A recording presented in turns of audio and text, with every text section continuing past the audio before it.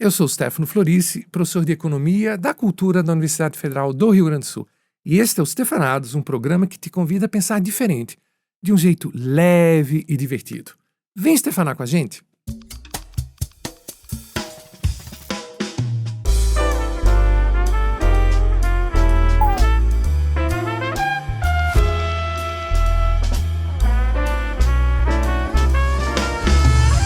Lembra de quando a gente alugava filme? Esperar o momento certo para ir à locadora, para pegar um preço melhor, ou então aquele dia que permitiam que a gente ficasse com os DVDs ou com as fitas VHS por mais um tempinho em casa? Bah, eu adorava isso. Corta para a década passada. Lembra quando o streaming chegou ao Brasil, lá em 2011, 14 anos atrás? Na época, muita gente, ou quase todo mundo, eu inclusive, achamos que não só as locadoras, mas até os canais de TV e os estúdios de cinema estavam condenados.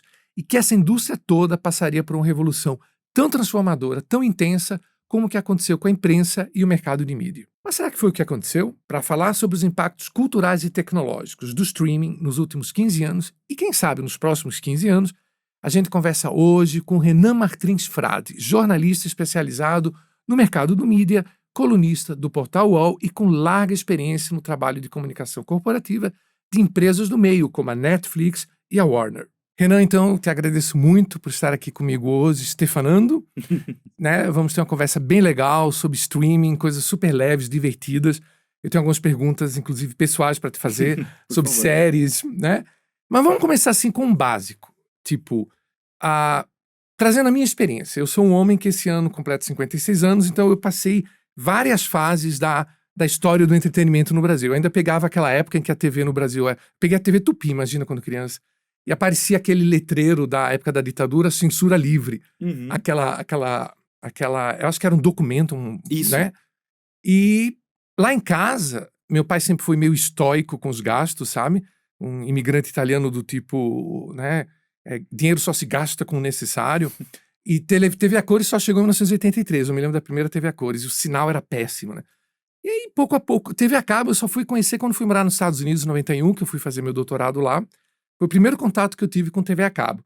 E aí, durante muitos anos, né, eu vivi a TV a cabo, a evolução pouco a pouco da TV a cabo, gera uma sensação de liberdade, né? Bah, não depende só de 2 ou 3 canais. Isso que no Brasil a gente tinha esse privilégio, porque eu me lembro, quando criança eu ia muito à Itália, porque minha família toda mora na Itália, e lá você só tinha as estações públicas. A RAI, a RAI 1, que nem na Inglaterra a BBC 1, que era uma programação do ponto de vista intelectual, cultural, elevadíssimo, né? Mas do ponto de vista, assim, de um amoroso e solto entretenimento, deixava muito a desejar. Era aquela coisa meio... Então a TV a cabo já tinha sido uma grande liberdade, né? E aí também veio com isso o videocassete, em 1985, o VHS. Você pegou a época dos videoclubes, imagina. Peguei a época dos videoclubes, e tudo isso começava a dar uma sensação de liberdade. Uau, posso gravar o programa e ver de noite, né? Os DVDs, então, tornaram isso mais dinâmico ainda. E finalmente, há uns 15, 20 anos, começou um pouco essa questão do streaming? Olha, a Netflix, se eu não me engano, começou com a plataforma de streaming deles em 2007, 2008. Mais ou menos nessa época, o iTunes começou a vender filmes e séries nos Estados Unidos. Então, quase 20 anos. Quase 20 anos. E aí começou com uma coisa relativamente tímida, né? Que acho que a maioria das pessoas como eu nem dava muita bola. E de repente, assim, eu nem me lembro quando foi exatamente que eu tive essa epifania com o streaming. Sei que literalmente mudou minha vida. Não só o streaming de vídeo, mas principalmente no início, para mim, o streaming de áudio. Que eu sempre tive um gosto musical um pouco diferente, muito meu. Eu era um adolescente que ouvia música americana dos anos 20 e 30, né? Então, onde é que eu ia conseguir isso, né? Assim, eu cresci em Recife, nasci em Recife, né? A gente dependia de LPs e depois de CDs, de lojas que basicamente vendiam o que existia de comercial. Às vezes eu via para São Paulo, eu me lembro que tem uma loja muito boa no Shopping Morumbi, eu não me lembro o nome dela, que tem uns CDs bem legais de jazz e coisas assim. E o Spotify me abriu o mundo, sabe? Todas as possibilidades, guardadas as proporções, o streaming de vídeo também me fez isso. E hoje eu sou completamente viciado. Aí a minha pergunta, fazendo esse background, né, de um vovô, veio para ficar. Já tem algumas outras tecnologias em vista. Só para um pouco caracterizar, tem uma conversa, fazendo a pesquisa para essa entrevista, com a Pamela também, que entrou em contato contigo, a gente descobriu algumas coisas do tipo, a era do ouro do streaming já passou, Uhum. mas ao mesmo tempo eu li outro dia no Economist, inclusive, só fazendo um adendo aqui, o Daniel, que é um querido amigo que faz parte aqui do nosso time, diz que eu cito muito Economist, sabe? Mas, gente, eu cito Economist porque Economist é altamente citável, eu não tenho culpa, eu não tenho culpa. E falava de um aumento de 80% do valor das ações da Netflix com E essas... agora tá aumentando mais. E, Última vez que eu vi, olha só, exatamente, chegou a 300 milhões, né? de assinantes, De sim, assinantes, bateu o recorde de crescimento num trimestre. bateu recorde de crescimento no trimestre, e parece que as margens de lucro começam a ficar Sim, maior. Agora com essa história de esporte ao vivo, né? sim. A NBA, né? Não tá Não, na NFL. NFL. Futebol americano. Futebol. Mas, inclusive, minha irmã em Recife, ela ficou fanática por futebol americano. Eu continuo sem entender nada, mas ela disse que é super interessante. Então, assim, não tá, então, numa decadência. Não é que não passou a era de ouro. De onde é que veio essa conversa? Não é que tá numa decadência, mas realmente é uma era diferente que a gente tá vivendo agora do que a gente viveu nos últimos 10, 15 anos. Acho que, voltando um pouco na sua primeira Claro, pergunta, tranquilo. dessa questão se veio pra ficar ou não, sim, veio pra ficar, até obviamente que vem uma outra tecnologia que a gente não sabe ainda o que é e substitua. Até Aham. porque quando veio o VHS, a gente não imaginava o DVD. O Quando DVD. veio o DVD, a gente não imaginava o Blu-ray. Quando veio o Blu-ray, a gente não imaginava o streaming. Então sempre vai vir alguma coisa. Mas o streaming ele foi muito disruptivo. Ele mudou a forma como a gente acompanha entretenimento, como a gente assiste, vê filmes e séries. Porque ele deixou, principalmente quando a gente compara com a televisão, e eu acho que o streaming, a gente vem desse lugar do DVD, do VHS, porque obviamente foi onde a Netflix surgiu, né? A Netflix ela aparece como uma locadora inicialmente, né, com aquela ideia de que você tinha uma fila de espera, você selecionava os filmes que vinham ali, as séries, e eles iam te mandando o DVD pelo correio. Isso já foi muito disruptivo naquela época, né? Até tem aquela história de que eles tentaram vender a Netflix pra Blockbuster, a É, Blockbuster não quis. é. Dizem eles que desde o começo eles queriam fazer streaming, fazer transmissão vinha pela internet, mas a tecnologia não permitia. Mas enfim, apesar de eles terem vindo desse lugar, eu acho que a Netflix, o streaming, esse formato que a gente chama de SVOD, né, Subscription Video On Demand, ele é muito próximo da televisão, principalmente da televisão paga. Por quê? Ele é disruptivo dentro desse formato. Porque antes a gente tinha uma limitação de 24 horas no dia de programação. Então, sei lá, se fosse um canal que só transmite séries, um episódio seguidinho do outro, séries de 1 hora, daria 24 episódios por dia. Se fosse meia hora comédia, 48 episódios por dia. E é isso aí. Se às 3 da tarde você quisesse ver aquele episódio de Friends e você tivesse perdido, já era. Ou você tinha um VHS pra gravar, ou tinha aquela época nos Estados Unidos foi muito forte aqui, não, VCR, tal, aquele equipamento eletrônico que você gravava, parecia um VHS. Uhum. Se você não tivesse aquilo, e se você lembrasse de programar, você Perdia. você perdia. Então, o streaming ele é muito disruptivo, principalmente a Netflix, porque ele acabou com esse mundo em que você precisava esperar um horário, que você precisava esperar um momento, que você precisa estar sentado na frente da televisão. Não, você vê quando quiser, como quiser, na sequência que você quiser. Então a Netflix veio muito forte nisso de estimular o binge, né, a maratona, de estimular várias telas e diversos outros comportamentos muito fortes que quebraram o formato da televisão. Então, quando você pega, principalmente a televisão americana, que de onde que eles vêm, tem aquela história de 22 episódios por temporada, toda semana. Netflix acaba isso. As séries hoje, as grandes séries, os grandes dramas, eles são o quê? 10 episódios por temporada, 12 chutando um alto, às vezes menos. Os episódios não têm 45 minutos mais comerciais ou 43 minutos mais comerciais, pode ter o tempo que quiser. Então, mudou muito o comportamento da gente enquanto espectador e mudou também o comportamento ou a forma como é produzido. Então, foi uma quebra de paradigma muito grande. Então, mudou muita coisa, sim. Obviamente, eles tentaram e são disruptivos com cinema, com o mercado, querendo ou não, de mídia física, ele praticamente acabou e tal. Mas eu comparo muito o streaming com televisão, ele tá nesse lugar, talvez, no espaço que ocupa hoje em dia. Óbvio que você falou eu também venho desse lugar de você ir na locadora, aquele universo de olhar as prateleiras, todos os filmes ali, descobrir um filme. Aham. Poxa, eu lembro quando eu descobri Grand Prix, que é um filme de 66 sobre Fórmula 1, incrível, com as primeiras câmeras on-board que eles colocavam improvisado, assim, nos carros e tal. Eu tinha lido na internet, já tinha internet naquela época, li, aí eu fui na locadora, achei num cantinho, fita VHS dupla e tal. Essa descoberta, eu venho desse lugar e acho incrível. Mas isso, infelizmente, acabou, né? Pro bem e pro Pro mal, bem e pro mal. né? A gente Uhum. tem hoje uma possibilidade de universo de encontrar muito mais coisas, ou pelo menos tinha. Por isso que eu acho que a gente tá numa outra era. E não sei se dá pra dizer que a gente veio de uma era de ouro e agora seria uma era de prata, ou uma pós-era de ouro e tal, mas com certeza é um outro momento. Os americanos falam muito do Peak TV. Por que Peak TV? Porque a gente viveu aí uma década, talvez, em que cada ano os estúdios, as plataformas, os canais estavam investindo cada vez mais em séries, ou cada vez mais em filmes, cada vez mais em produções. Porque o que aconteceu, essa competição muito grande, essa guerra no streaming, poxa, a Netflix foi botando muito dinheiro pra produzir isso. A gente até pode falar em algum momento porque eles fizeram isso. Mas eles começaram a produzir muito. Aí os concorrentes, não, eu tenho que botar também muito dinheiro nisso e produzir muito isso. Então foi todo mundo produzindo. Os canais TV paga, pô, eu tô perdendo espaço, vou produzir mais. Televisão aberta, preciso produzir mais. Então foi uma correria muito grande, muito conteúdo, gastos altíssimos, cada vez maiores com essa produção de conteúdo. Então a gente viveu o Peak TV e talvez realmente tenha sido a era de ouro de produção de conteúdo.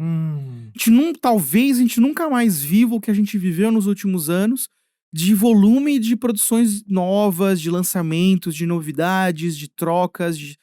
Mas você diz isso, Renan, tá diminuindo? Tá, porque, entre outras coisas, porque essas plataformas perceberam que elas estavam gastando muito dinheiro. Tinha uma concorrência desenfreada muito grande para conquistar novos assinantes e se percebeu que ter produções originais e de sucesso era uma forma de atrair novos assinantes.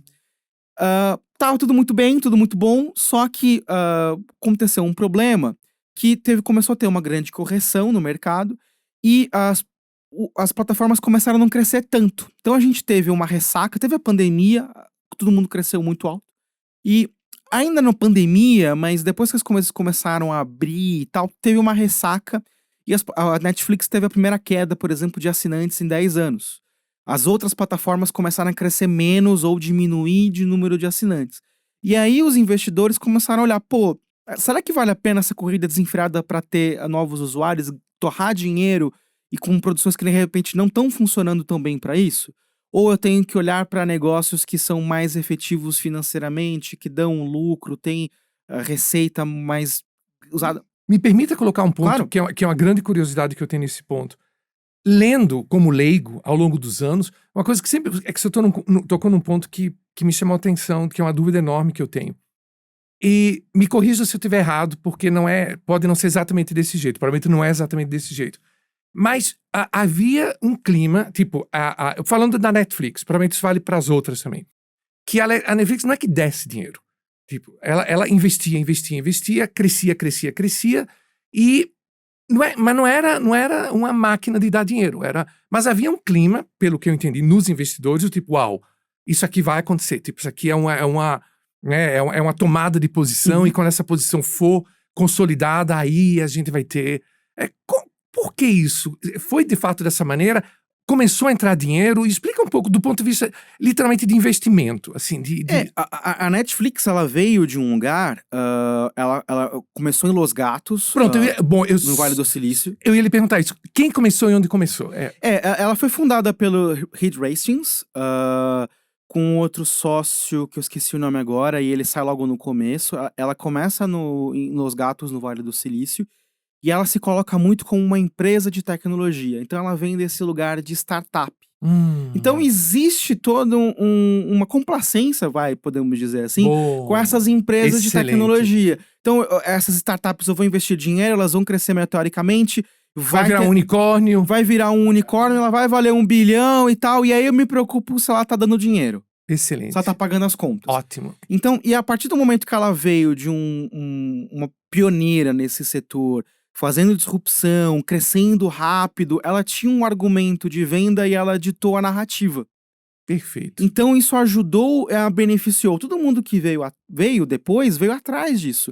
Tanto em déficit de tecnologia, de acordos de distribuição, de produções depois.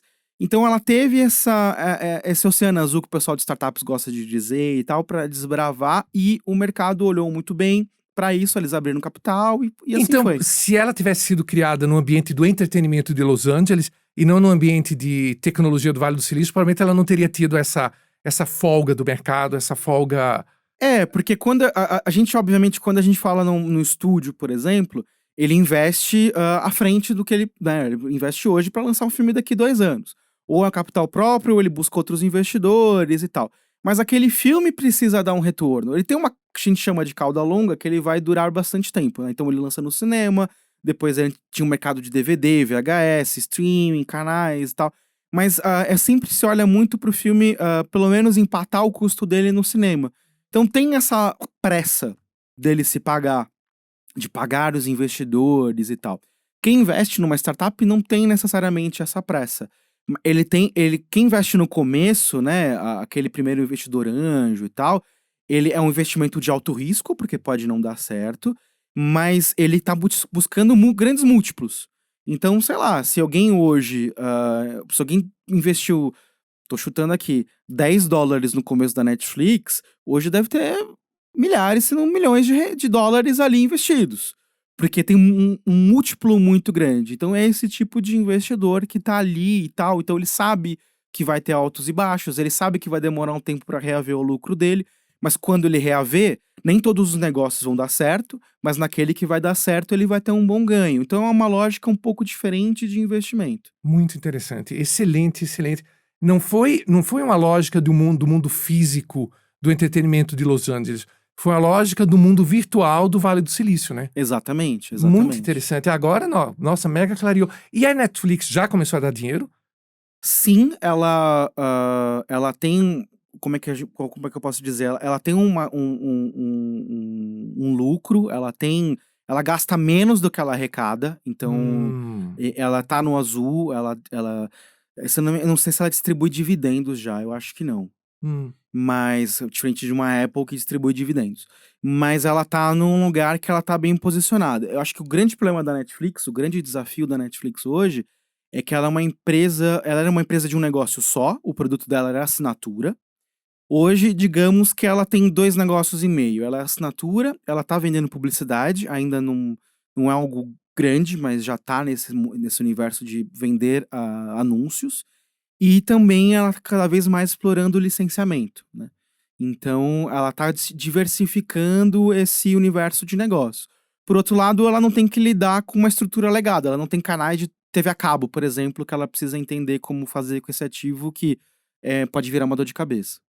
E como é que funciona, pra gente que entende pouco disso, Renan, essa que é uma coisa que fascina o leigo e que, na minha opinião, é uma das coisas mais libertadoras que, primeiro a Netflix e depois o streaming de modo geral trouxe, é que a gente pode ver o mundo. Eu tenho uma amiga me dizendo isso outro dia, em Recife, que uma das coisas que ela tem mais gratidão com a Netflix, especificamente, é que você tem o ponto de vista de vários lugares, né? As produções são produções locais de alta qualidade. Eu mesmo no início, com um certo viés, assim, talvez ocidentalista, amorosamente falando, preconceituoso, eu olhava e dizia, uau, olha que coisa bem feita, mas será que é turco mesmo? Sabe? E de repente você vê o mundo como ele é, o mundo mesmo fictício, mostrado por pessoas daquele lugar, né? Uhum. Como é que funciona? Pra gente que não entende, Renan, como eu, a Netflix, ela abre um escritório naquele país, por exemplo, na Turquia. Tem a Netflix Turquia e ela chega lá e diz assim, olha, eu tô cheia de dinheiro e eu tô querendo encontrar pessoas aqui que querem fazer produções locais e pitching, como é que diz aquele... Isso. Me explica um pouco pra gente essa lógica. O que acontece? A Netflix, ela tem um direcionamento que eles chamam de global, né? Global E e local. local ao mesmo tempo. Então, eles são o primeiro grande canal de televisão que tá no mundo inteiro. Que tá, sei lá, em quase 200 países de todo o globo. Eu até brinco, Não é a Netflix, mas a Amazon. A Amazon diz que a Prime Video tá em 230 países e territórios. Pô, eles têm mais países e territórios que a ONU. Que é a ONU. Mas enfim. Então, É Jeff Bezos. mas assim, a Netflix tá num lugar que ela tem uma relevância e uma presença que nenhum outro canal de televisão que a gente teve no mundo. Eu costumo brincar que as outras empresas de entretenimento, elas trabalham o mundo como se fosse um tabuleiro de war. Então, aquele território ela pode estar ali presente enquanto com uma subsidiária, ou ela pode ter um parceiro, ela pode ter um distribuidor local, ela pode vender para um distribuidor local, ela tem diversas formas. Aqui no Brasil a gente já teve de tudo. A gente tinha empresas brasileiras que vendiam produtos dos estúdios de fora, a gente teve joint ventures, empresas gringas que se uniram aqui para o mercado brasileiro, e a gente teve escritórios locais dessas empresas. A Netflix foi para um outro caminho diferente. Ela é 100% Netflix em qualquer lugar. E eles não têm Netflix Brasil, Netflix Turquia. não. É Netflix, ponto. Obviamente eles têm escritório em São Paulo, eu não sei se eles devem ter escritório em Istambul, tem escritório em Tóquio, tem escritório, a gente falou em Los Gatos, tem agora em Los Angeles, em Hollywood, para estar próximo dos produtores de conteúdo.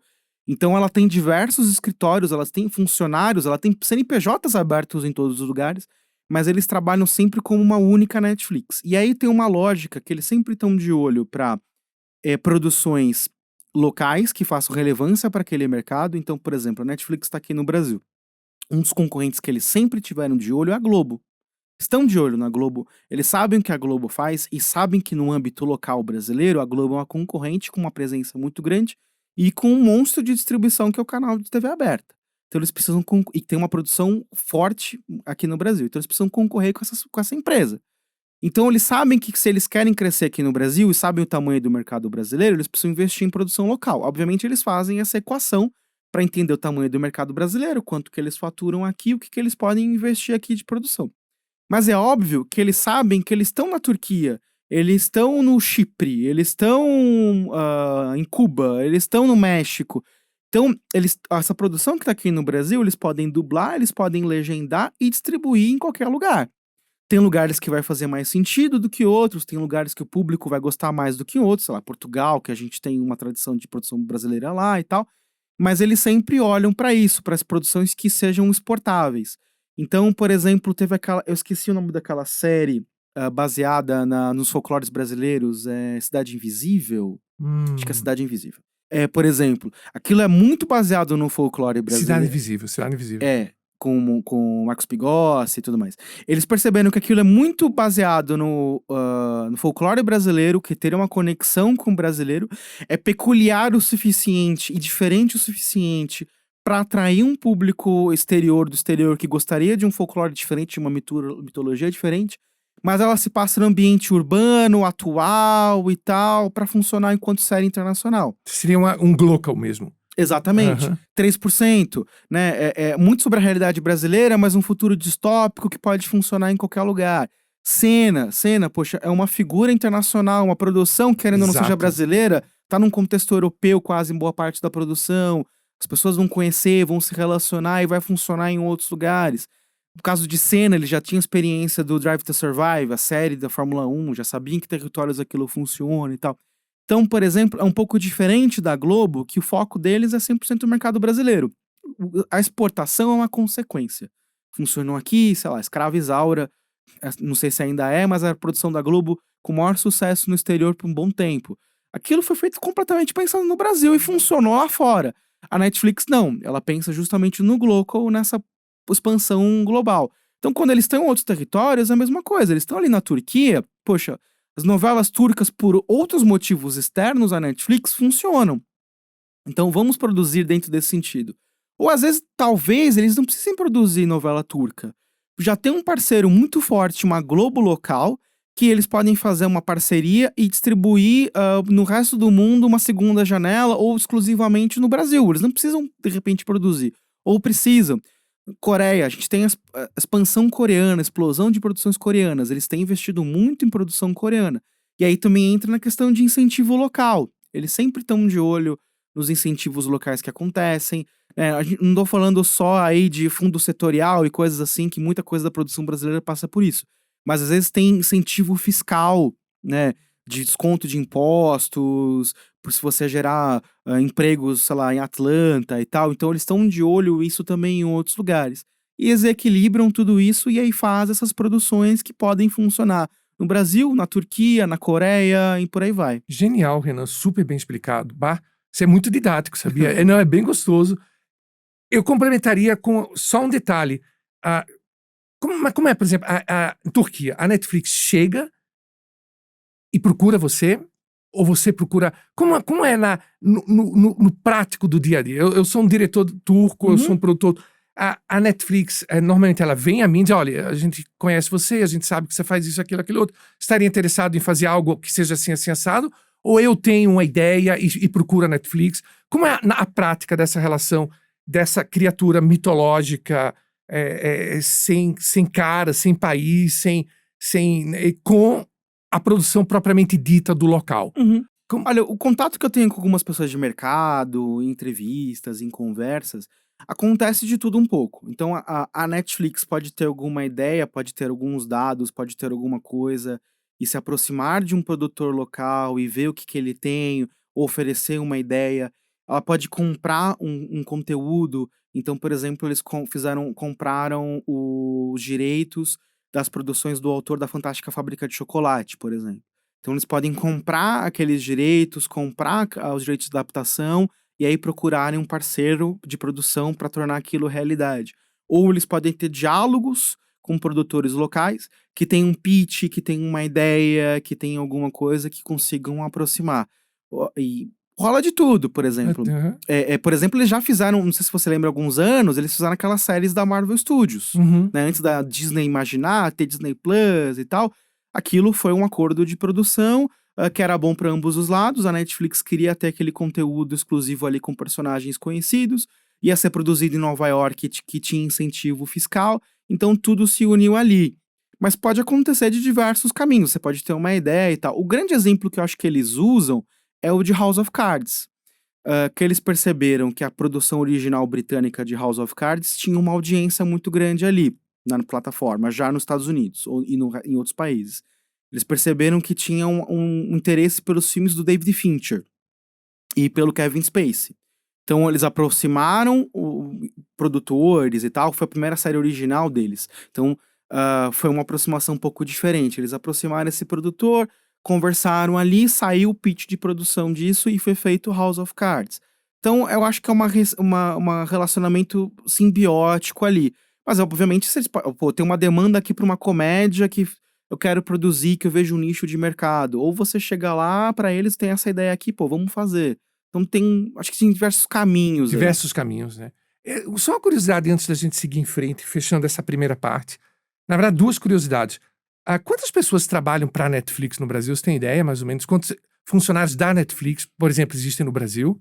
Olha, não tenho ideia, mas é bastante gente já.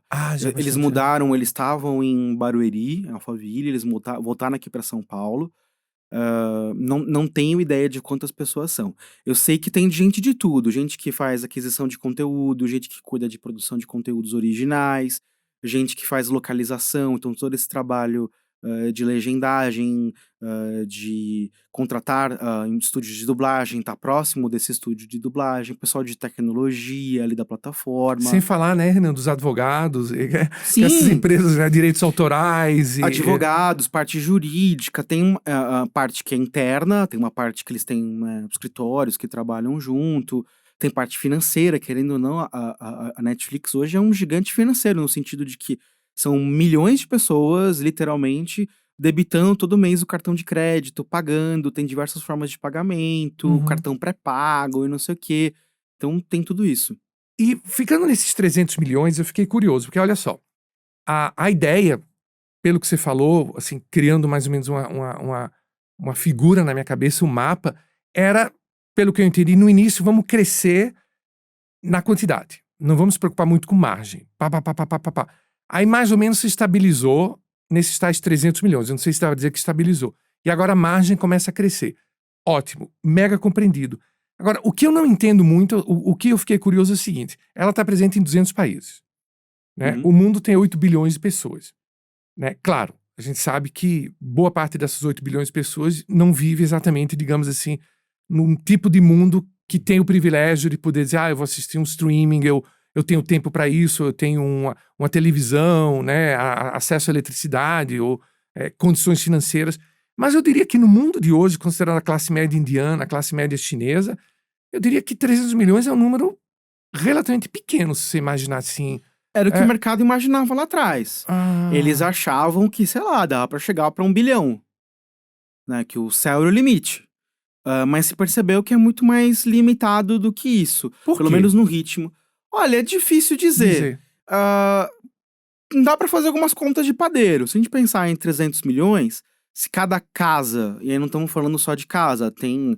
ainda que eles estejam bloqueando o compartilhamento de senha sem pagamento e tudo mais, mas se a gente pensar 3 pessoas em cada assinatura, a gente tá falando aí de 900 mil pessoas. Bem lembrado. 900 milhões de pessoas. Bem lembrado. Bem lembrado. Desses 300 milhões de assinaturas, tem ideia quantos são nos Estados Unidos? De cabeça agora eu não lembro, mas a maior parte. O maior número é a América do Norte, que é Estados Unidos e Canadá. Mas de cabeça eu não lembro. Eu vi que a América... Já colocando o Canadá junto dos Estados Unidos, como o Trump quer fazer, né? Daqui a pouco eles adicionam a Groenlândia e o canal do Panamá. Groenlândia, né?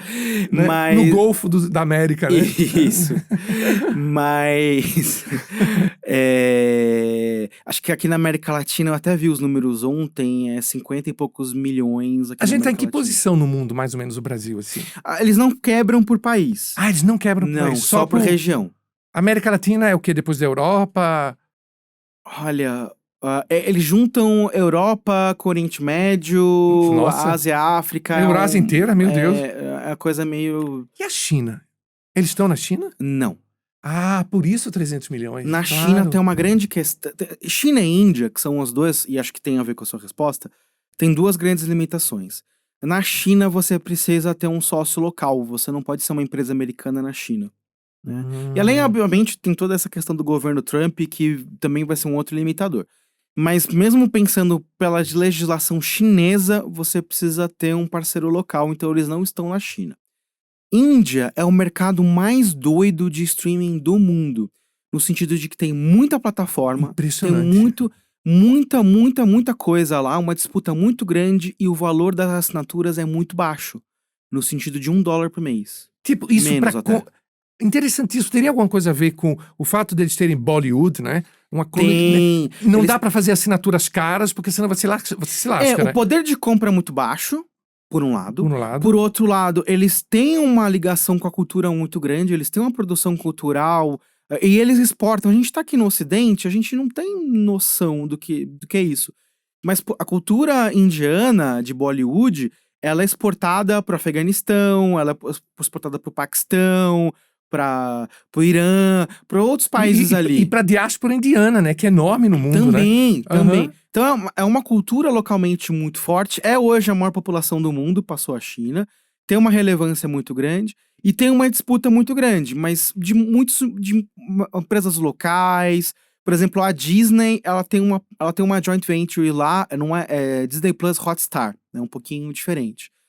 E até eles estão querendo se livrar disso porque eles perceberam que não vale a pena.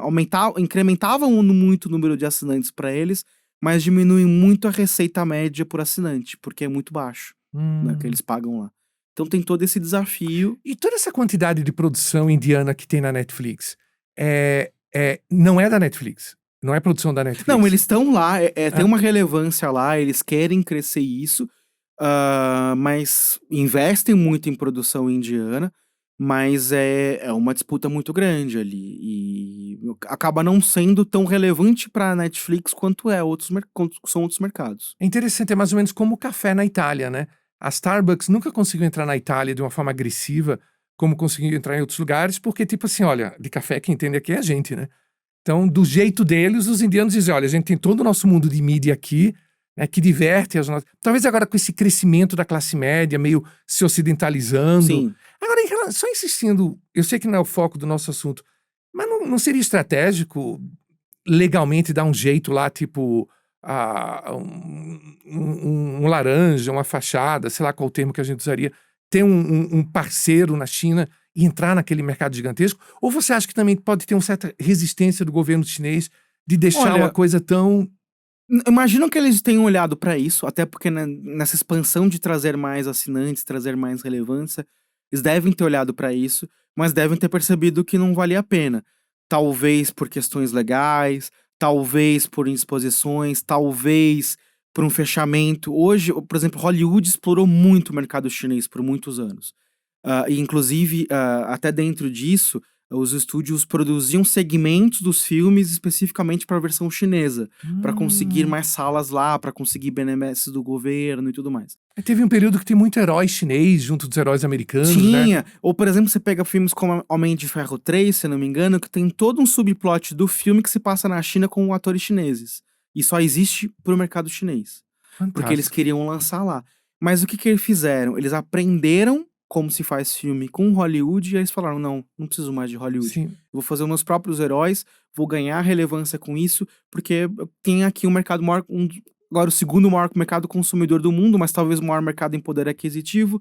E vou fazer aqui, eu não preciso mais de Hollywood e me viro com os próprios heróis, com as próprias E produções." eles Eles estão estão tendo nisso. muitos blockbusters do tipo, tipo aquelas coisas americanas Top Gun, né? À la Sim, chinesa, vai salvar não sei quem, um soldado chinês na África, uma coisa com conotação bem nacionalista sim, sim. e Isso tem crescido bastante. Talvez a Netflix tenha olhado: "Pô, eu vou lá, eu vou fazer uma parceria com um parceiro local, não vou ter uma segurança e pode acontecer deles me tirarem ou aprenderem com o que eu faço e tchau." Uhum. Então, talvez eles tenham Sim, percebido sim. isso.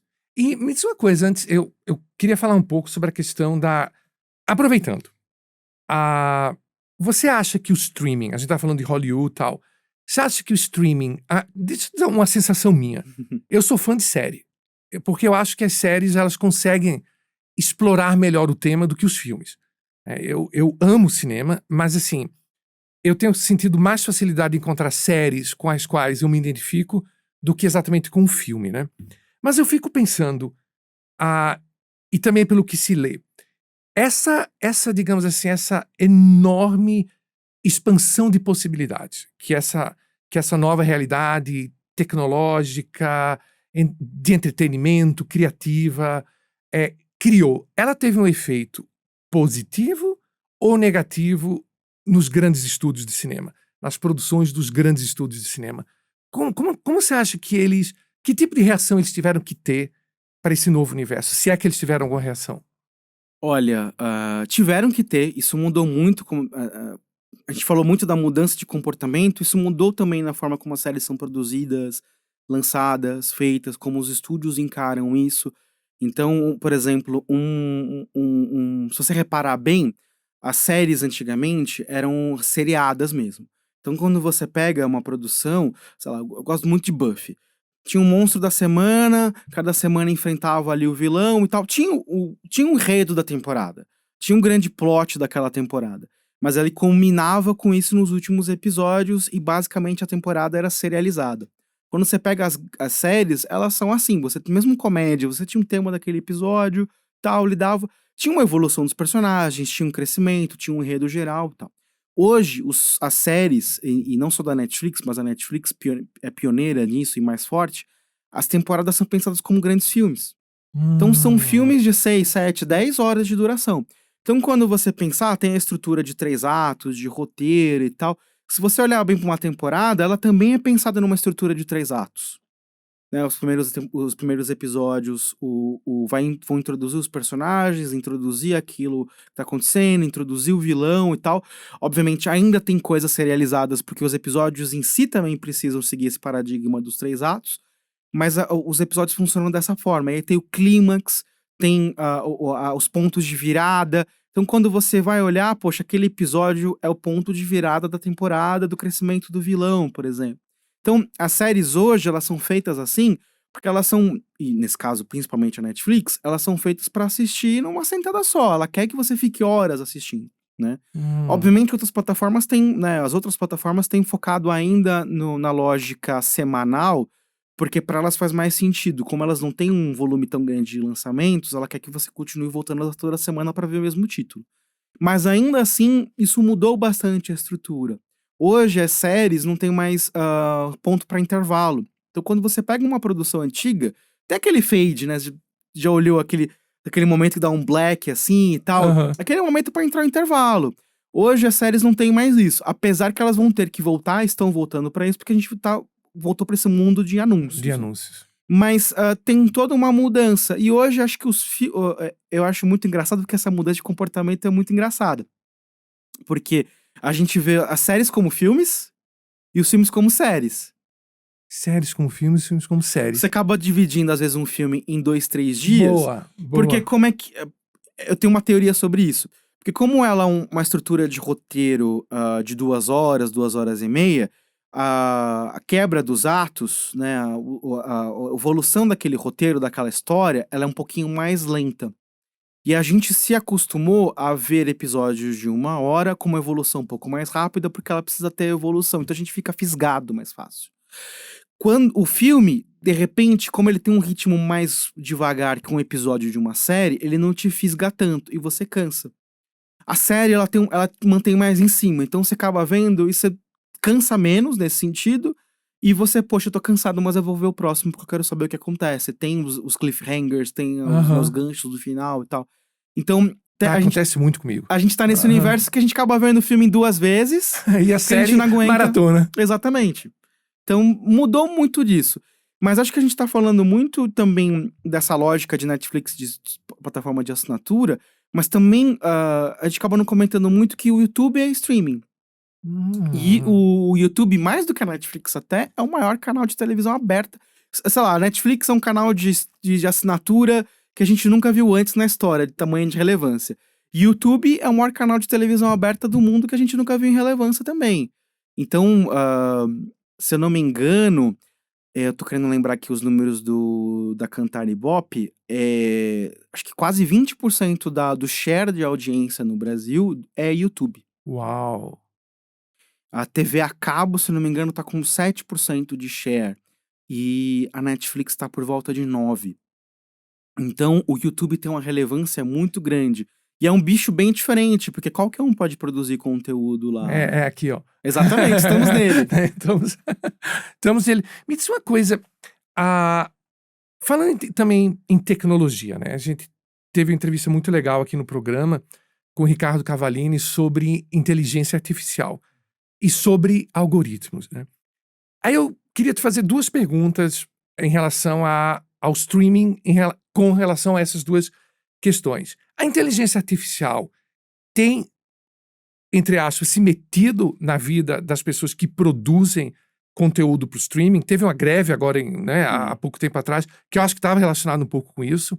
E a questão do algoritmo? Como é que você vê você vê o algoritmo como uma coisa positiva, negativa, uma coisa indispensável?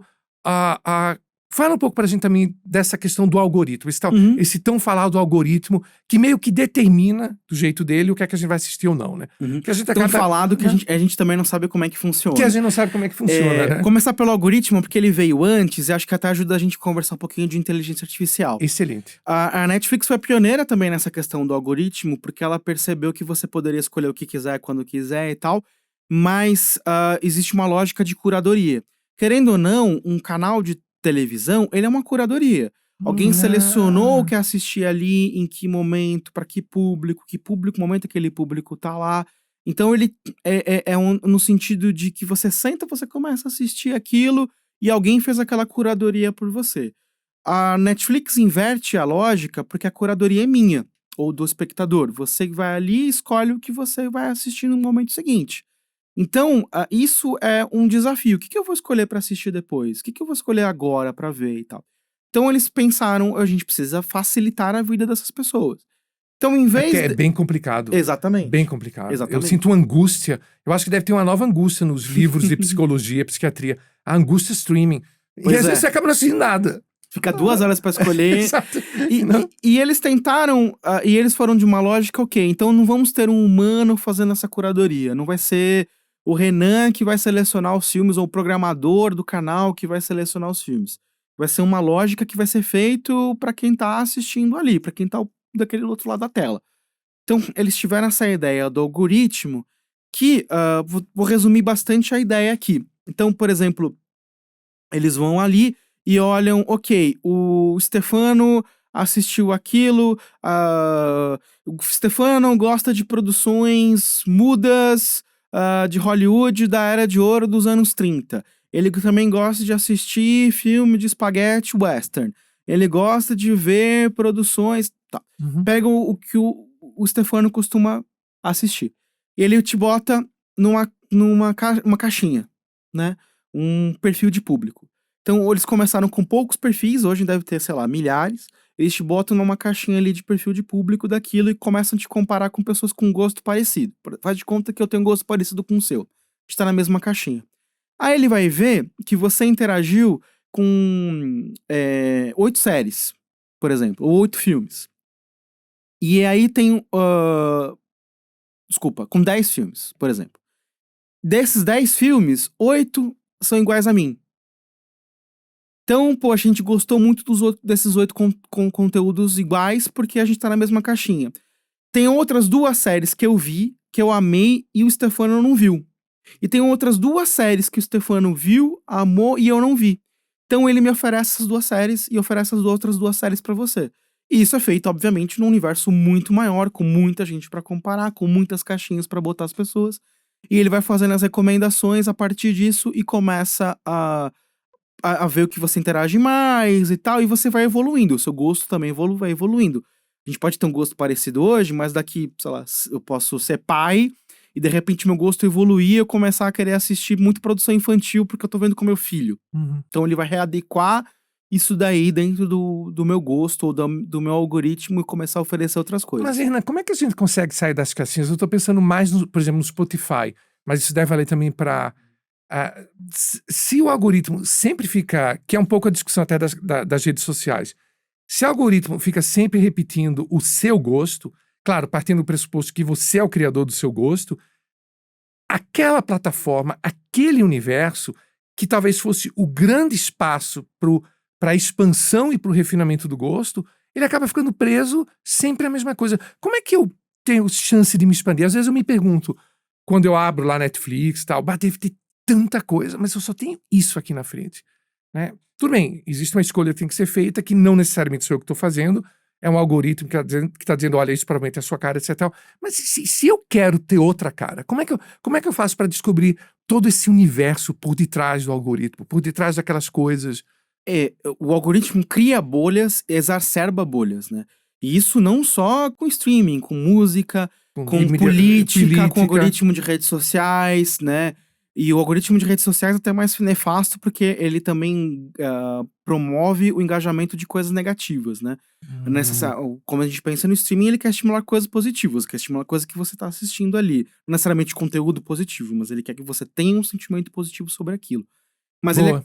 ele acaba exacerbando bolhas.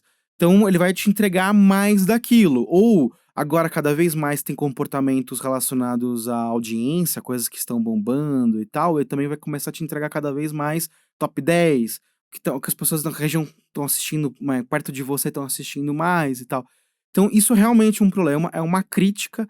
E querendo ou não, eu acho que uma das formas de você quebrar essa bolha e quebrar isso é a curadoria humana.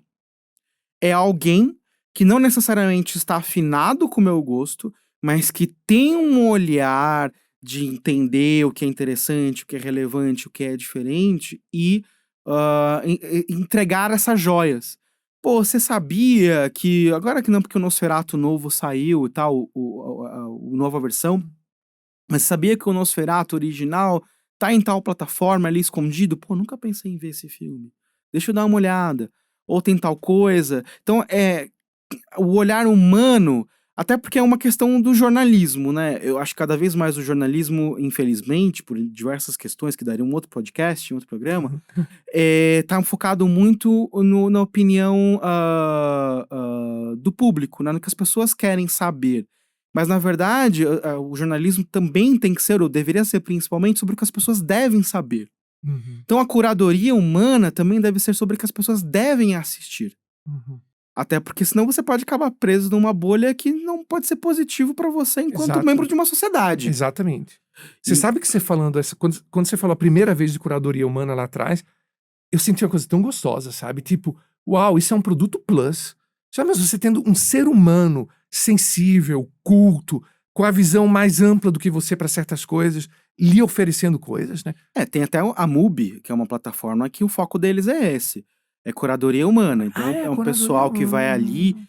pega um filme, destaca um filme. Eles mudaram um pouco o formato, mas eles tinham um formato em que entrava um filme por dia, selecionado, e ali ele não tem um algoritmo te falando tal coisa. Ele fala, te apresenta o filme do Almodóvar e fala: esse filme aqui é relevante, esse filme é importante, tem opinião de outras pessoas, avaliações, premiações e tal. Então você vai ver o filme do Almodóvar porque ele é relevante e ele é importante e você tem que assistir.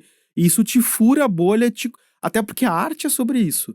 É sobre te deixar desconfortável também, é Exato, sobre te apresentar outras ideias, outras exato. perspectivas que Eu você não costumo imaginou. dizer, Renan, eu sou professor de Economia da Cultura, eu costumo dizer que a educação ela constrói, mas a Uhum, cultura ela destrói. Ela destrói em que sentido? Ela tira tuas barreiras, tuas vergonhas, ela joga no chão tudo o que você acredita e cria um mundo novo, um mundo de exatamente. possibilidades. E é interessante que a gente teria curadores mais assim, curadores mais assado, e a pessoa teria sua liberdade depois de Sim, fazer. sim. E aí, puxando a inteligência artificial pelo Uhum. logaritmo. Você acha que a evolução da inteligência artificial ela pode ajudar a melhorar esses logaritmos, torná-los mais próximos de uma curadoria humana?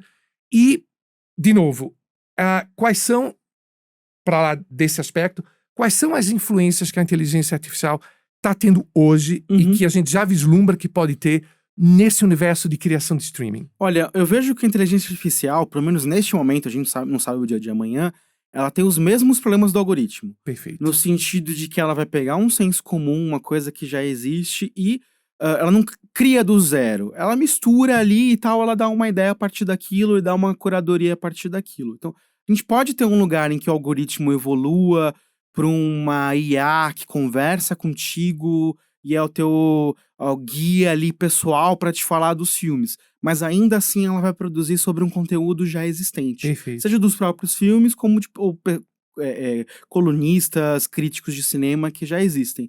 Então essa, pelo menos hoje, é Per- uma limitação da IA generativa. Pode ser que amanhã, sei lá, a gente crie uma Sim. IA autoconsciente. Espero que não, porque é um pouco Eu assustador. também acho, eu também acho. E isso bate também para Hollywood.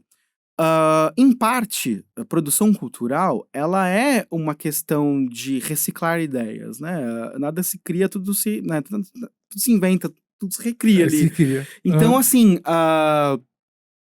tem esse lado de que você tem fórmulas, você tem preceitos. Desde que o mundo é mundo, você está aperfeiçoando a fórmula de uma série, a fórmula de um filme, né? E tudo mais. As pessoas estudam toda essa estrutura para poder construir aquilo. Mas existe aquele, não é 1%, mas existe aquela porcentagem humana de inovação, de ideias, de recriar ideias, de fazer, de trazer uma perspectiva de nova, de trazer um olhar de novo, uma vivência, que às vezes pode ser a cereja do bolo para recriar aquilo e fazer sucesso. E eu não vejo hoje a IA conseguindo fazer um roteiro assim. Eu Hum, vejo ela como um instrumento. Então, sei lá, tem uma coluna no UOL. Como é uma coluna, um processo produtivo sozinho, sou eu que estou produzindo ali, eu gosto de trocar ideia com a inteligência artificial um pouco disso. Então eu produzo todo ali o texto que eu estou fazendo, eu falo pra IA, falo, olha, agora você é meu editor, tal, dou um script para ele, né, dou um prompt para ele, e falo, agora eu quero que você nessa função de editor, revise meu texto e dê uma olhada. Tem alguma perspectiva que eu tô falhando? Tem alguma coisa aqui que precisa melhorar e tal? E aí eu tenho uma troca, não é humana, mas eu em parte substituo essa troca até antes de conversar com o meu editor e tal, de aperfeiçoar meu texto. Tudo que ele fala ali é bom, eu vou usar? Não.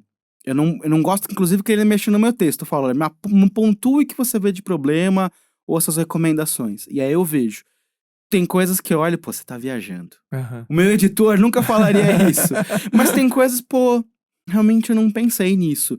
Até porque são coisas que se encaixam nessa estrutura do jornalismo e tal. Sim. Então, quando você pensa para um roteirista como uma ferramenta e tal, E eu, pode e, ser. e eu vou lhe confessar, Renan e todo mundo que está nos assistindo, meus alunos queridos, eu faço exatamente isso com as provas e com as minhas aulas.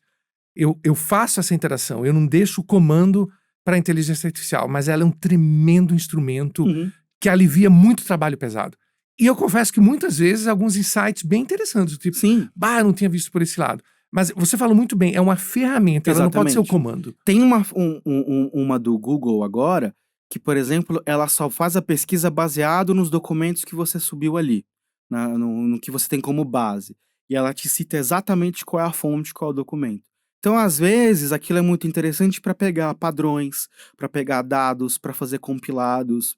Sei lá, a gente está falando aqui da Netflix. Eu posso subir ali o balanço da companhia desde que ela começou a liberar balanço até hoje e identificar padrões, identificar evoluções, pedir fazer prompts para ela, coisas que eu demoraria muito tempo para fazer. Subir planilhas, subir dados. Então tem um universo de coisas que ela pode fazer ali, principalmente coisas que são repetitivas. Exato. Então, por exemplo, sei lá, um roteirista, ele pode ter uma inteligência artificial que vai ajudar ele a padronizar a página de roteiro. Então, pô, ele pode focar 100% na parte criativa e só usar a inteligência artificial para aquela coisa repetitiva de Exato. padronização de conteúdo e tal. Ou, sei lá, trocas. Então, por exemplo, em algum determinado momento mudou o nome de um personagem, mudou um contexto. Pô, IA, olha pra mim aqui, o que tem de contexto disso aqui que eu já mudei, que eu preciso mudar em outros trechos do roteiro, do livro, de qualquer que seja. Então é uma ferramenta. Obviamente tem outros campos, por exemplo, que são complicados. Então você tem, por exemplo, a dublagem por IA. E isso acaba sendo um vespeiro para você mexer, por diversas questões. Tipo? Tem a questão de você estar efetivamente tirando uma mão de obra humana, nesse caso. Uhum. Tem a questão de ser uma atuação, né? Então, a IA, ela não consegue atuar, pelo menos hoje. Tem IAs que melhoraram bastante, que trocam a movimentação da boca e tal, mas ainda não é uma interpretação humana. Até porque como o inglês soa é diferente do português, e aí você vai adaptar, fica aquele R caipira. Aham, Mesmo aham. que evolua nesse sentido, ainda tem as suas limitações. Então tem diversas questões, tem a voz, né? A pessoa autorizou para usar aquela voz dela na outra língua? Ou se eu tô usando a voz do dublador aqui no Brasil, eu pedi autorização, eu paguei para aquele dublador. Tem. Aham. E até teve uma polêmica agora, por exemplo, que o Brutalista, no filme, tem uma questão que usaram a IA para atenuar sotaque. Porque o Hum. filme é em húngaro, e aí é uma língua muito difícil. Estão falando que usaram também Emília Pérez, e aí é um pouco mais sensível até porque o filme tá sendo malhado justamente por ter um espanhol complicado de algumas atrizes, alguns personagens ali e tal. Então você começa a entrar em algumas questões, será que é ético? Sim. Será que é transparente? Porque eu confesso que eu não vi se esses filmes têm um aviso em algum lugar que foi feita uma Ah, readequação da língua. Então, sei lá, tem será que. várias sensibilidades envolvidas. Exatamente, Aham. exatamente. Mas tem se usado cada vez mais para acelerar processo de efeitos especiais, Uhum. de diminuir custos. Então, enfim, tem um monte de Sim. questão aí relacionado à IA que está sendo discutido, tem que se entender. A greve em Hollywood, um dos motivos com os roteiristas, por exemplo, é que eles estavam preocupados em se resguardar de que os estúdios, ou quem quer que seja, pegasse os roteiros existentes e fizessem roteiros novos a partir de ideias deles. Perfeito. Aham. Então eles queriam se resguardar no sentido de que tem que ser autorizado e se for autorizado tem que ser remunerado. Direito autoral. Exatamente. Aham. Até porque as IAs que a gente tem aí, como elas foram treinadas? De onde que veio esse conteúdo?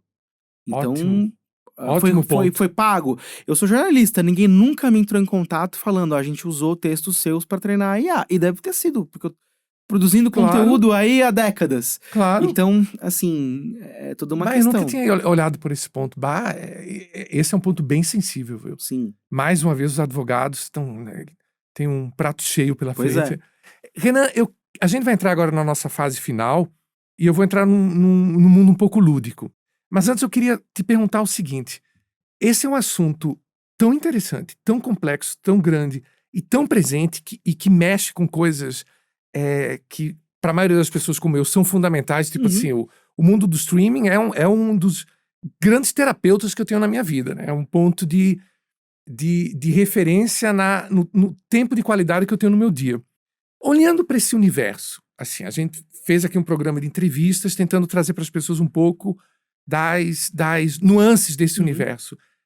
Olhando você como curador, o que é que você acha que alguma coisa que eu não perguntei, alguma coisa que você acha que seja importante de dizer, algum foco desse universo hoje, a nível de problema, a nível de evolução, a nível de algo super interessante que está acontecendo. O que é que você, para alguém que está interessado em se aprofundar nesse universo, streaming, particularmente streaming de vídeo, né, de Uhum. audiovisual, o que é que você acha que são ou os pontos mais importantes para se prestar atenção hoje? Que você diria, bah, isso é interessante de observar, isso é interessante de tentar entender um pouco mais.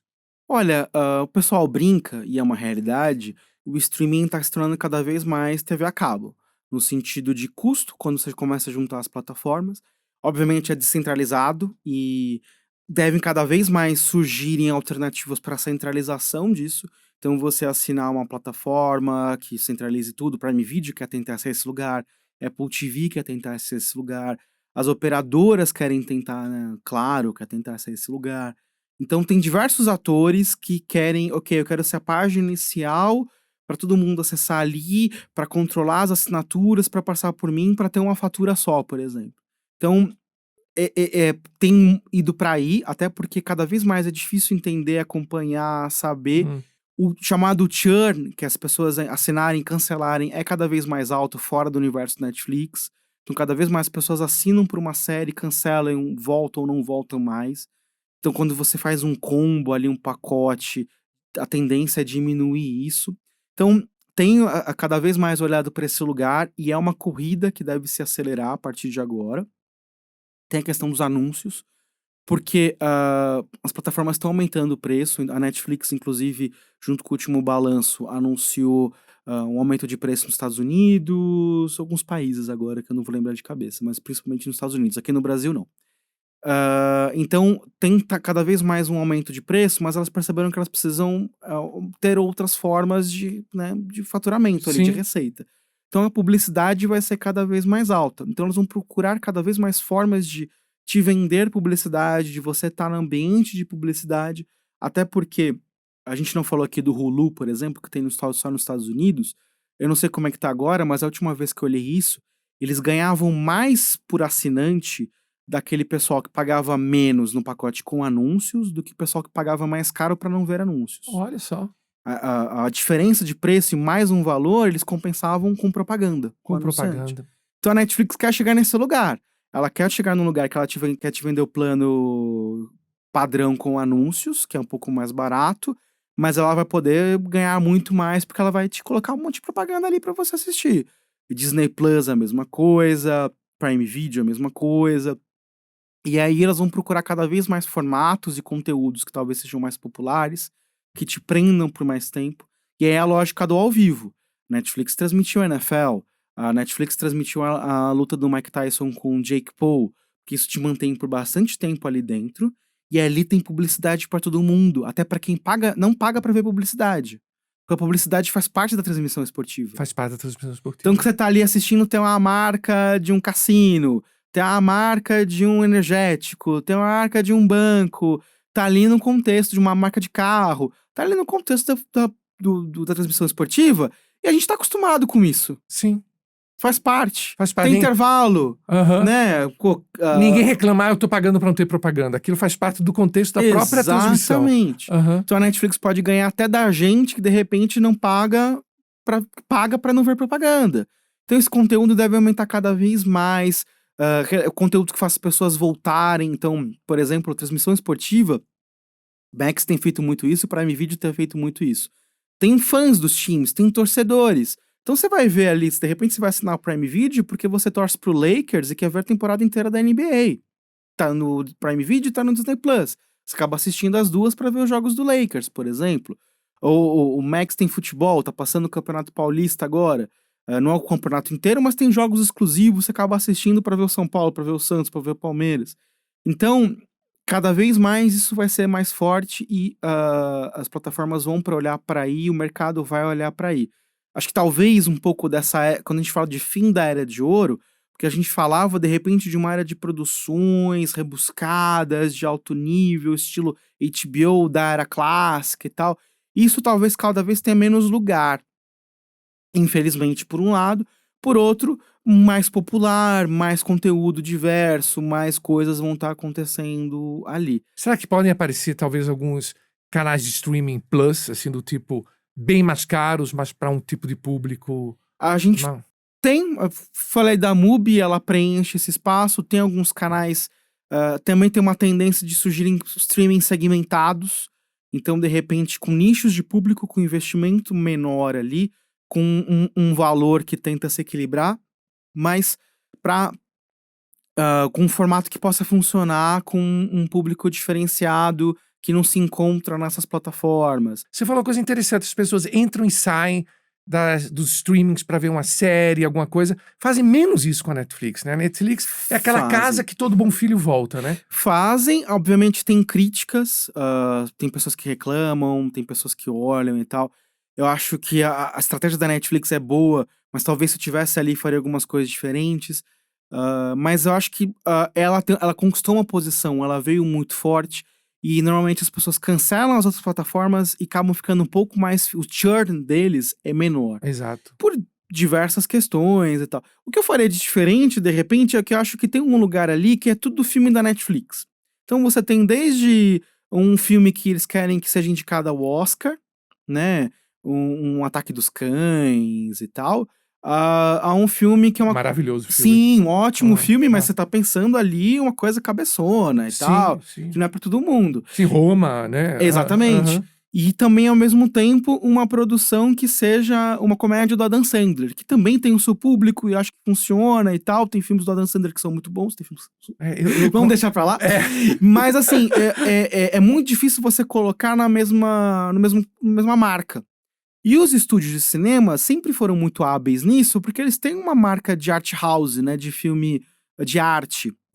E tem a marca do povão. E tem a marca dos super-heróis. Então, eles sempre trabalharam muito isso bem. A Netflix é tudo N-filme. Netflix filme, Netflix série. Boa. Então, eu acho que quando a pessoa olha aquilo, ela tenta equiparar uma produção de TV, comédia romântica de Natal, com um filme de Oscar. E eu acho que muitas Ou com coisas. 100 anos de solidão. Exatamente.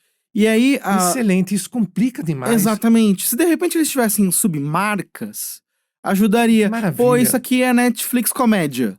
Ah, então eu sei que esperar da Netflix Genial. comédia. Ah, isso aqui é Netflix arte. Pô, eu sei que esperar da Netflix arte. E às vezes. Isso Tipo o Telecine, né? O Exatamente. Telecine isso, Telecine aquilo. Exatamente. E isso é até uma história interessante, assim. Eles. Não sei se você lembra.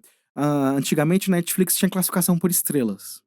Não sei se você é dessa época. Não me lembro, acho que eu sou Quem tá assistindo deve lembrar. Tinha aquelas, se você colocava 1, 2, 3, 4, 5 estrelas. Me lembro. Hoje não. Polegar pra cima, Exato. pra baixo. E agora é um tempo pra colocar muito legal. Assim, 2 polegadas. 2 polegadas. É isso. Porque eles perceberam, e tinha uma conexão com o Facebook. Porque eles perceberam um conteúdo, um comportamento muito bacana. As pessoas chegavam ali e davam 5 estrelas pro Roma. E aí a Netflix sabia que a pessoa começou a ver e parou no meio.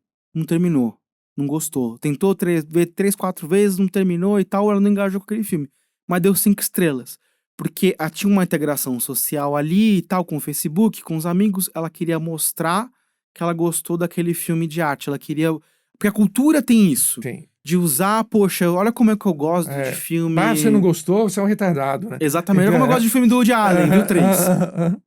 Então... E aí chegava, tinha um filme do Adam Sandler que o cara viu numa sentada só, amarradão e tal, deu 2 estrelas. Não, por que não? Não, isso não imagina. Então eles perceberam que tinha esse lugar, eles tiraram a conexão com o Facebook, por outros motivos também, mas tiraram a conexão com o Facebook, e eles perceberam que as estrelas atrapalhavam o algoritmo. Primeiro eles tiraram a relevância das estrelas, e também tem isso, o que é 5 estrelas pra você não é pra mim. Tinha uma professora na faculdade que ela pedia resenha crítica dos livros. Ela falava 10 pra Deus, 9,5 pro autor. Só pode tirar 9. Aí eu fui lá, fui bem e tal, ela me deu 9. Aí eu peguei recuperação por causa disso. E eu fiquei... Se eu tivesse tirado 10, porque eu fui mal na prova... Eu ia perguntar isso, com 9 foi pra recuperação? Porque eu fui mal na prova. Bem mal na prova. Não, ela deu mau peso pra prova, mas enfim. Aí, se eu tivesse tirado 10, eu tinha passado sem recuperação. E assim, porque o critério dela... Mas se eu tô dentro do que ela quer, do que ela precisa, que ela tá cobrando de mim, eu não sou Deus. E eu não sou o autor. Boa. Enfim, então cada um tem o seu critério. Então, vamos acabar com isso. O pessoal, se todo mundo entende, gostei, não gostei, cara, tô vidradão no negócio. E aí hoje é mais fácil e isso funciona melhor pro algoritmo. A gente usa muito na academia, muito bem colocado isso. Às vezes é difícil dar nota para subjetividade, é tipo aprovado ou não aprovado, Uhum. né? Sem entrar em detalhes Renan, a gente vai ter que agora ir, Uhum. né? Quinta vez que eu digo isso. E eu queria terminar de uma forma lúdica. Eu sempre termino com 2 perguntas, mas antes disso eu queria aproveitar a sua presença aqui para fazer uma mini curadoria, né? E antes disso, fazer uma pergunta que minha grande amiga Ana vai me matar se eu não fizer. Fala um pouco desse sucesso das séries coreanas.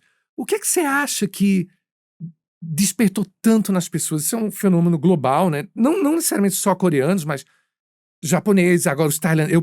Eu particularmente gosto muito das tailandesas.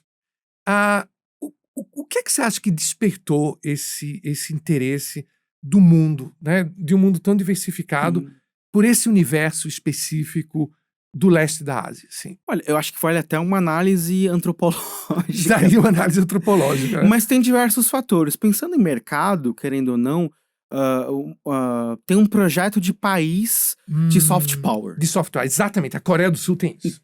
Então, assim, Exatamente. é uma coisa muito relevante que o Japão teve antes, né? E muito forte aqui no Brasil, né? Minha geração, por exemplo, cresceu assistindo muito anime, muito Super Sentai. Eles tiveram essa questão muito forte, até para apaziguar aquela imagem que veio da Segunda Guerra Mundial. A Coreia veio muito forte nisso. E aí teve todo esse trabalho e tal. Tem uma questão de formato, tem uma questão de investimento financeiro muito grande, de estímulo. Tem, querendo ou não, um formato que funcionou com o público daqui de resgatar uma inocência que a gente perdeu. Exato. E aí acho que entra numa análise até psicológica, que eu não sou a Sim. melhor pessoa para falar, mas tem tudo isso. E tem uma possibilidade, tem pessoas procurando coisas diferentes. Tem a dublagem, eu acho que aqui no Brasil, principalmente nos últimos anos, tem um universo muito acessível para dublagem. E quando tinha um chefe que falava que quando é dublado, é de qualquer lugar. Obviamente que coreano é muito específico, você percebe. Mas se você dubla uma novela turca, você não sabe se é mexicana, se é Exato. americana, se é... passa.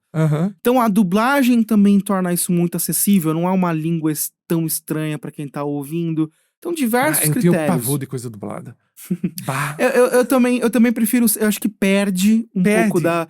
Mas tem a facilidade do inglês e espanhol, eu não preciso da legenda. Mas quando você pega o coreano, você acaba tendo que fazer muito, pelo menos no meu caso, eu acho que pra quem não entende tanto o inglês, é isso também, tem que fazer aquela cara crachá e você perde parte do que o conteúdo ali. Então, a dublagem tem um outro lado, os defensores falam isso, que aproxima que você não precisa ficar lendo e você consegue prestar atenção em outras coisas na tela. Mas assim... Não, mas adorei sua explicação. Vai muito naquilo que eu penso também. E particularmente esse resgate da inocência, né? Agora, que tem um projeto de governo, tem. Sim. A Coreia do Sul, ela tem um projeto e pro de turismo. governo. Tem números que mostram o crescimento do turismo lá, de pessoas que acompanharam esse crescimento deles cultural. Sim. E a cultura traz outras coisas, Exato. incluindo o turismo. Exatamente. Eu não posso deixar de perguntar isso. Me indique uma série para eu assistir que você esteja gostando em qualquer streaming dos que você gosta aí. Olha, eu terminei de assistir agora a franquia, que eu acho que tem muito a ver com esse assunto que a gente tá falando aqui, de bastidores. Eu até comento que foi uma petulância muito grande da Warner e da HBO fazer uma série zoando a Marvel Studios e a Disney, porque eles não estão em posição de fazer isso, eles têm os problemas deles. Mas eles fizeram, e eu acho que ajuda com humor entender um pouco como acontece esse universo de brigas de egos, de entendimento e tal. A franquia tá na HBO? Tá no Max. No Max. Isso. No Max. E aí tem até uma parte muito legal que eles trazem pra série que o Martin Scorsese falou que o estúdio ali, que seria a Marvel, tá matando o cinema. E aí o diretor do filme começa, né, que tá sendo filmado, entrando num espiral ali, poxa, o Martin disse que eu tô destruindo o cinema e não sei o quê. Então, eu acho que tem umas coisas ali que são exageradas, óbvio, é uma ficção, mas ajuda a entender um pouco dos bastidores do que tá acontecendo nesse momento do cinema mundial. Renan, se você acordasse amanhã e pudesse escolher a manchete do jornal, qual seria? Nossa, escolher a manchete do jornal? Qualquer coisa? Qualquer coisa. Olha, seria uma coisa bem do tipo: governos do mundo se unem, anunciam paz mundial e Vai, acabam com a fome e a miséria. vai. Tu sabe que a minha seria uma muito parecida. Qual é que eu tinha pensado outro dia? Trump, Xi Jinping e Putin se reúnem numa roda de samba no Rio de Janeiro. Alguma coisa bem nesse nível. Parece aquela coisa de Miss Universo, né? Mas é isso, quer dizer, tem coisa mais importante do que isso, né? Paz. Não tem, não Não tem. tem. Até Não, pra gente prosperar, a gente fala de cultura, a gente fala de mensagem, a gente fala de tudo, mas tudo que é ruim no mundo é movido pelo ódio. exato. Então, se você tem um ambiente de guerra, de coisas ruins acontecendo, de pessoas passando necessidade, poxa, como é que a gente pode ser feliz no mundo se tem gente morrendo? Obviamente a gente abstrai, porque não Mas dá, é senão a gente duro. fica maluco. Mas Exato. como é que a gente pode ser feliz se tem gente passando fome? Sim. Poxa, E a gente vive o cotidiano disso no Brasil, né? exatamente, Ah, a gente sai de um restaurante aqui com uma quentinha, com alguma coisa pra gente pensando no almoço do dia seguinte, com aquilo, vem alguém te pedir falando: "Tô com fome", e você pensa: "Mas eu vou comer amanhã". O cara e o cara hoje não tem, né? então. Aham. Então como é que a gente pode ser feliz, de forma profunda na nossa felicidade, de aproveitar a cultura? E aí, como é que as pessoas também vão ter um olhar sobre a cultura, sobre o entretenimento, se elas não têm comida hoje? Não Exatamente. adianta ensinar ninguém a pescar, não adianta ensinar ninguém a produzir se elas estão com o estômago vazio, se elas Exatamente. não têm onde morar, se elas não têm onde dormir. Então a gente precisa falar do básico, do básico, do Exatamente. básico, do básico. Mega concordo. E a última pergunta, puxando exatamente o que você falou. O que é que você acha que a gente poderia fazer? Pequenos passos, coisas mínimas no nosso dia a dia para tornar o mundo um lugar mais amoroso. Olha, eu acho que a gente, todo mundo, infelizmente no mundo hoje, e a internet, as redes sociais exacerbam isso, todo mundo acha que tem razão. E às vezes a gente tem mesmo. Não tô falando que não. Uhum. Mas obviamente não, é impossível todo mundo ter razão de tudo, alguém tem que estar errado. E a gente não pode imputar ou colocar uma ênfase muito grande no que a gente acredita em relação ao outro. A gente precisa ouvir o outro, a gente precisa entender o outro. Então, se entra todo mundo numa discussão, e as pessoas fazem isso hoje, ela entra numa discussão não pra ouvir o outro, ela entra numa discussão pra estar certa. Eu tô chegando aqui, tô conversando com o Stefano, eu não quero ouvir a sua troca, eu quero te convencer da minha opinião. E você chega aqui, eu também quero te convencer da minha opinião. Aí que a gente vai o quê? Acontecer, a gente vai discutir. A gente não vai chegar a lugar nenhum e a gente vai ficar alimentando um sentimento ruim do outro. Então é importante ouvir, importante entender outras perspectivas, entender que existem outras vivências, outras realidades, outras necessidades, outras visões. Às vezes nós dois estamos certos, às vezes nós dois estamos errados, às vezes para sua realidade a sua opinião encaixa. Então a gente precisa parar de entrar nas discussões querendo ter certeza, querendo ter opinião, e hoje em dia todo mundo tem opinião de tudo. E as Exatamente. redes estimulam isso. Todo mundo é especialista. Caixa de comentário e falar e comentar aquilo. Não, ouve. Às vezes a pessoa tá ali e tal, às vezes aquela notícia tem uma relevância para um público. Às vezes aquilo ali tem um porquê de ser daquilo. Vamos ouvir, vamos entender. Eu posso acabar a discussão aqui não concordando com você. E aí acho que a partir disso a gente começa a entender mais o outro e entender que a gente não precisa colocar a nossa opinião sobre o outro. E eu digo inclusive das causas progressistas, Uhum. Uhum. né? A gente não precisa chegar ali, eu preciso convencer o cara, o eleitor de tal fulano, de cicrano, que o fulano cicrano são pessoas erradas. Não, mas trazer ideias, trazer opiniões, trazer Genial. pontos de vista. Não chegaram com os dois pés no peito ali Exatamente. discutindo. E às vezes a cultura é um lugar muito bom pra trazer essa opinião, ou outras ideias, outras possibilidades, sem necessariamente comprar uma briga e tal. Poxa, eu não pensei nisso. Eu não Exato. pensei que uma personagem, uma mulher nessa realidade passasse por isso. Se colocar no lugar do outro. Exatamente. Renan, eu tô até arrepiado, porque além de concordar em gênero, número e grau com tudo que você falou, a gente gravou outros 2 podcasts hoje, e foi exatamente o mote, com pequenas diferenças, mas foi exatamente esse. Vamos ouvir e vamos conversar, que é o que Sim. falta no mundo. Olha só. Sim. Renan, olha, eu queria te agradecer muito ter que estado aqui com a agradeço. gente, Stefanando. Foi uma Stefanada maravilhosa. Eu saio com milhões de perguntas, mas é bom que a gente vai ter outras oportunidades, certeza. né? Te agradeço muito, então, agradeço ao público e nos vemos na próxima. Beijão. Obrigado. Até uma próxima.